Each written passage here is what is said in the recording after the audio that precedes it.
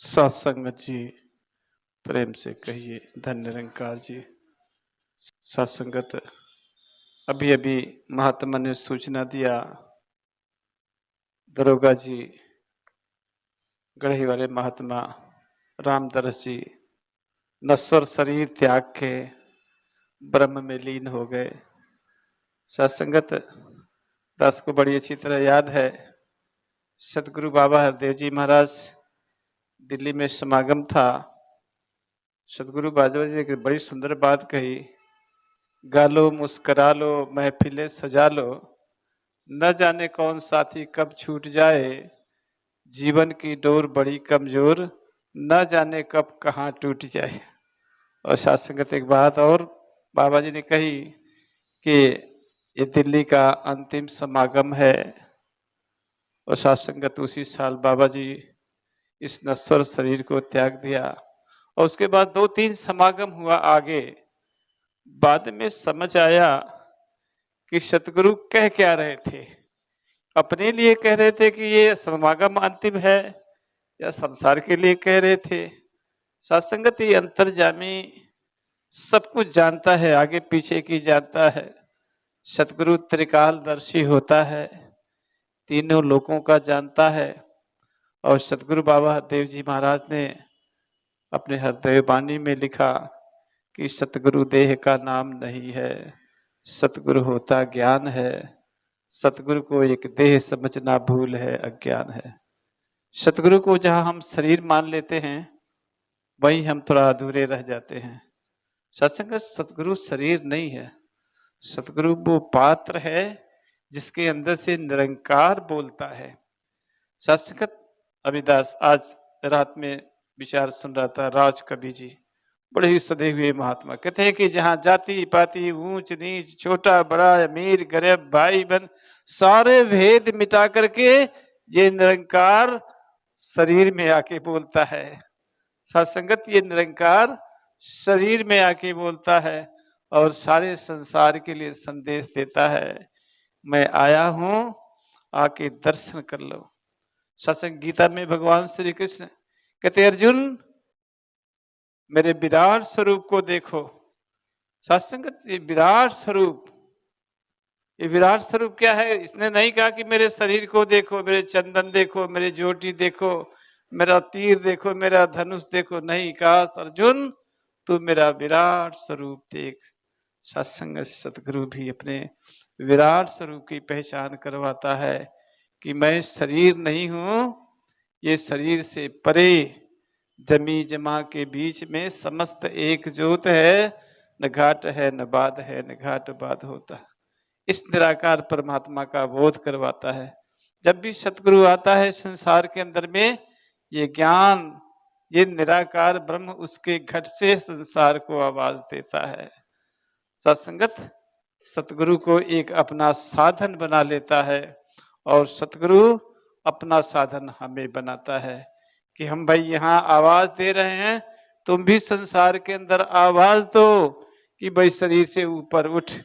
तू शरीर नहीं, तू शरीर को चलाने वाली ताकत है, जो एक दिन ब्रह्म का अंश ब्रह्म में मिल जाएगा। हम सभी को, दीवान जी शरीर छोड़ गए, हम सभी को बारी बारी इसी तरह से शरीर छोड़ के जाना है।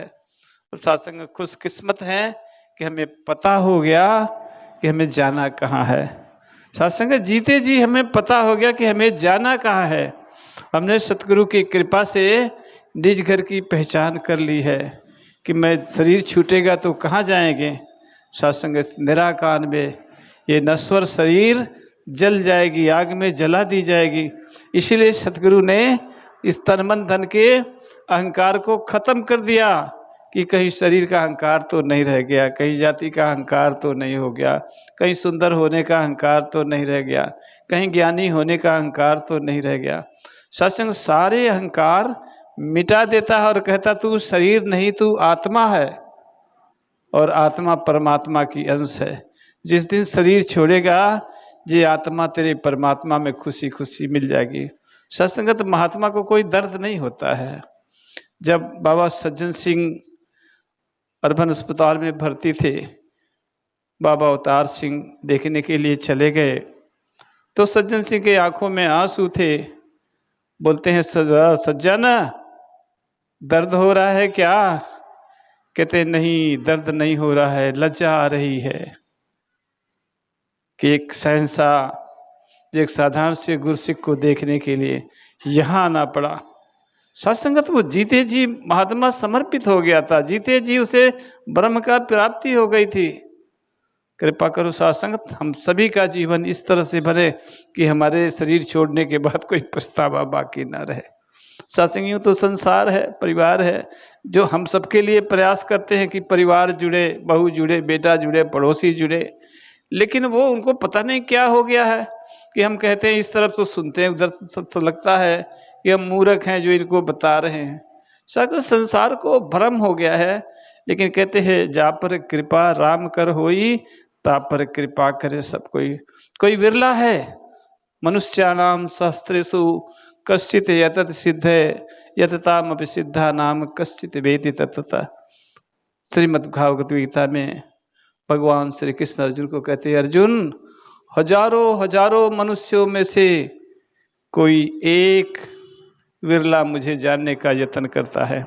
सत्संग आप भाई बहन बैठे हैं ना, ये हजारों हजारों में से सतगुरु आपको छांट के ले आया है।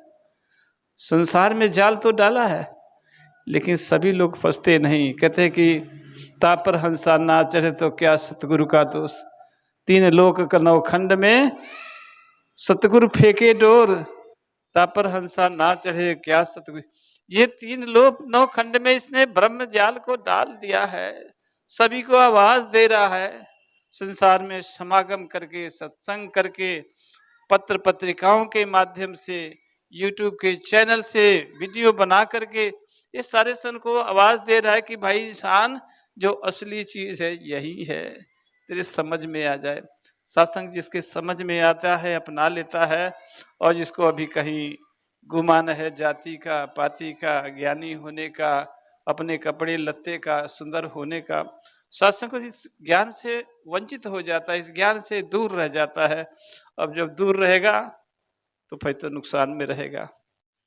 इसीलिए बार बार हम कहते हैं कि महापुरुषों इस ज्ञान को बड़ी बारीकी से देखो, नहीं समझ में आता है तो बिल्कुल भी शर्म ना करें किसी महात्मा से, उसे महात्मा जी मुझे ज्ञान समझ में, क्योंकि आप दरवाजे तक आए हो, यहाँ से लौट के जाना बड़ा ही, कहते हैं कि जो लौट के चला गया वो खाली चला गया।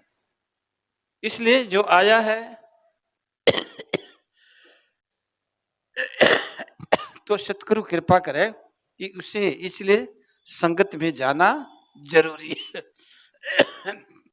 हफ्ते में एक दिन, 2 दिन, महीने में 1 दिन, 2 दिन जाना, और दूसरी चीज एक जुड़े हुए महात्मा के साथ रहना।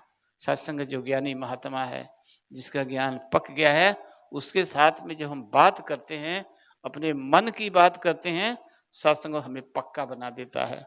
और जो कच्चे लोग आज संगत में नहीं जाएंगे, भाई आज मेरा मन नहीं करता है, अरे तेरा कैसा मन है कि संगत में नहीं जाने को कहता है। सत्संगत ऐसे कच्चे लोगों से दूर रहे। ये बड़े भागों से ये ज्ञान आपके हिस्से में आया है। गते पोथी पढ़ी पढ़ी जग मुआ, पंडित भयान कोई, और ढाई आकर प्रेम का पढ़े सो पंडित हो। ये संसार वेद शास्त्र पढ़ के जो पाथर पूज रहा है, कहीं राम राम कह रहा है, कोई कृष्ण कृष्ण कह, वो सारा कुछ एक रटन है। पर रटन से परमात्मा नहीं मिलता है। परमात्मा मिलता है जब सतगुरु मिलता है। सत्संग आपको पूर्ण सतगुरु मिल गया है और भेद बता दिया।